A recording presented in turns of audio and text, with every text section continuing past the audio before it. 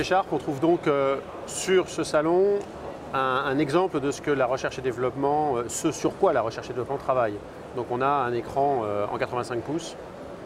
Tout à fait. Alors la recherche et développement en collaboration avec des chaînes de télévision. Donc c'est vraiment pour travailler sur les nouveaux standards de retransmission du futur.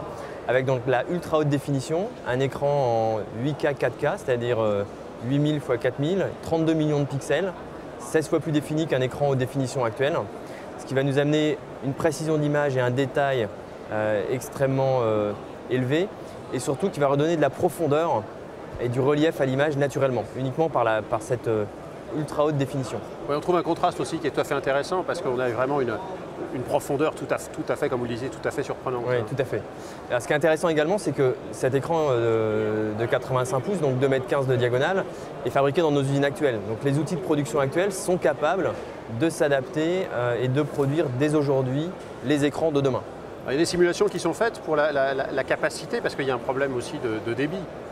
Tout à fait. Le vrai problème aujourd'hui, c'est le flux d'informations à transmettre. Ça va vraisemblablement passer par des nouveaux standards de compression pour pouvoir passer les flux, que ce soit par voie satellitaire ou par voie terrestre.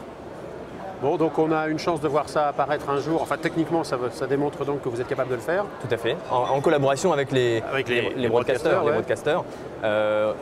On prédit l'arrivée dans les foyers plutôt aux alentours de 2020.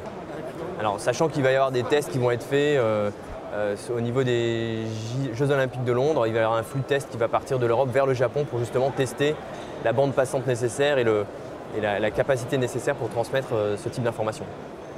Bon, bah attendons 2020.